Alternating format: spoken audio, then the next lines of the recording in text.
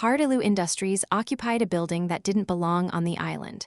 It was all glass and steel, 3 stories of corporate architecture planted on the cliff road like someone had dropped it from the mainland and forgotten to pick it up. The parking lot held cars that cost more than most people's houses. Burke waited in the truck. We'd agreed I'd take the first meeting with Viktor alone. Less confrontational, more likely to get him talking. The lobby was cool and quiet, all polished surfaces and indirect lighting. A receptionist who looked like she'd walked out of a magazine smiled and asked if she could help me. I showed my badge and said I was there to see Mr. Parteleu. "Do you have an appointment?" "No, but I'm investigating a murder, and Mr. Parteleu's company is connected to the victim." Her smile faltered. She picked up the phone, murmured something I couldn't hear, then nodded and hung up. "Someone will be down to escort you." I waited by a window that looked out over the cliff. From up here, I could see the whole harbor spread out below, the docks, the boats, the working side of Ravenshore that the people in this building probably never visited. My apartment was down there somewhere, a tiny square in a grid of tiny squares. "Detective Hartley?" I turned.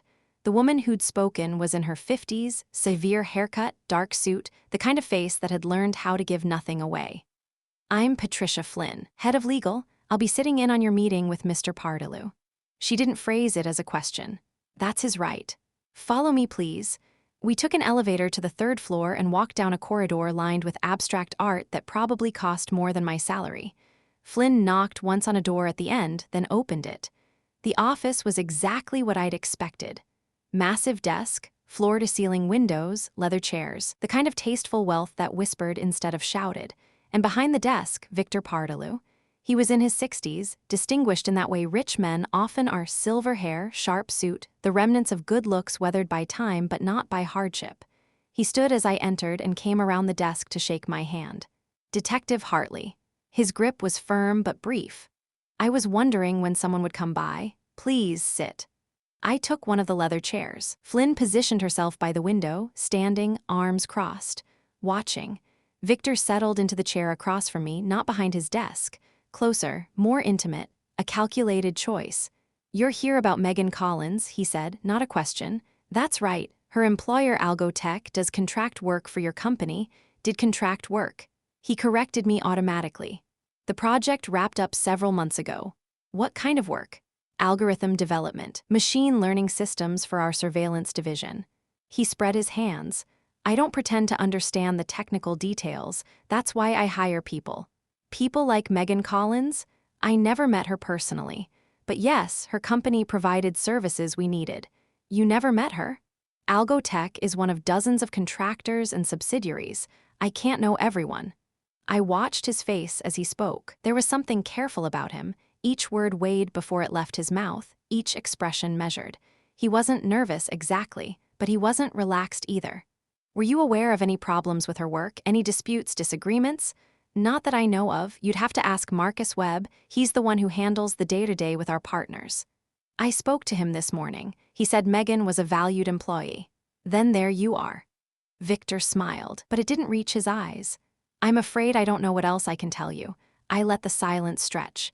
He held my gaze for a moment, then looked away toward the window, toward Flynn, anywhere but at me. Guilty people did that. Innocent people usually didn't. "Mr. Parteleu," I said, "this is the first murder on Ravenshore in 20 years. Something flickered in his face, just for a moment. "So I've heard." "The last one was my sister, Emma Hartley." Now he went very still. Flynn shifted by the window, her eyes sharpening. "I'm sorry for your loss," Viktor said carefully. "That was before my time as a public figure. I don't recall the details."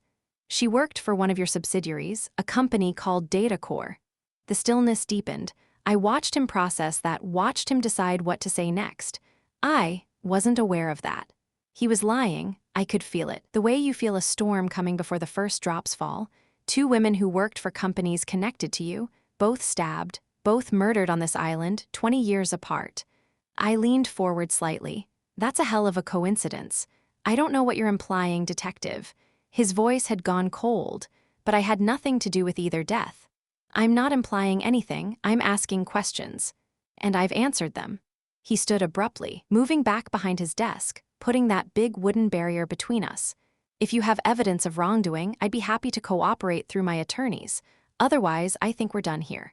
Flynn was already moving toward the door. I stood slowly, taking my time. I may have more questions as the investigation continues. Then contact Miss Flynn. She'll arrange something. I met his eyes one more time. He held my gaze now, defiant, but there was something underneath it. Something that looked like fear. Guilty people were afraid of being caught. "Thank you for your time, Mr. Parteleu." He didn't respond. Flynn escorted me out, and we didn't speak in the elevator or across the lobby. At the front door, she handed me a business card. "For future inquiries," she said. "Have a good day, detective." The glass doors closed behind me, and I walked across the parking lot to where Burke was waiting. The wind coming off the cliff was cold and sharp.